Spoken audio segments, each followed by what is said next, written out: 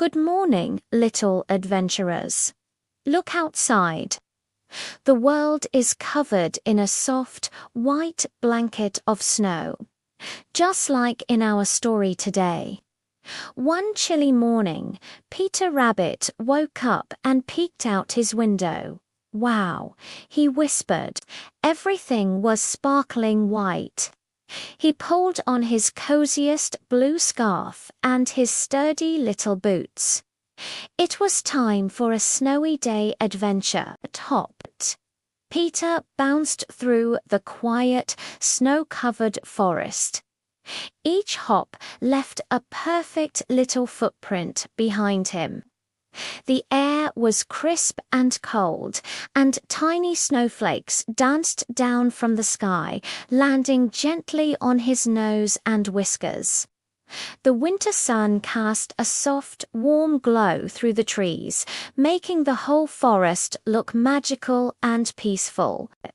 It was so quiet you could almost hear the snowflakes landing. As he hopped along, Peter saw some little sparrows shivering on a branch. Their usual berry bushes were all covered in snow. "Oh, you must be hungry," Peter said kindly. He scurried over to a tall pine tree and shook a branch with all his might. A shower of pine seeds fell onto the snow below. The birds chirped happily and flew down to feast on the tasty seeds. Peter smiled, his heart feeling warm despite the cold. Continuing his journey, he came across a tiny mouse trying to get into its home, but a big pile of snow blocked the entrance. "Don't worry, little friend, I can help," Peter said. He used his strong paws to push and clear away the snow, creating a clear path to the mouse's front door.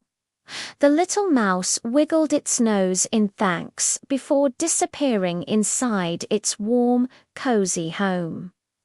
Peter Rabbit felt so happy. Helping his friends was the best adventure of all. The forest was peaceful, the snow was beautiful, and his heart was full of kindness. As the sun began to set, painting the sky in shades of pink and orange, Peter hopped back home, leaving a trail of helpful deeds behind him. He knew that even on the coldest days, a little bit of kindness can make the world a warm and wonderful place.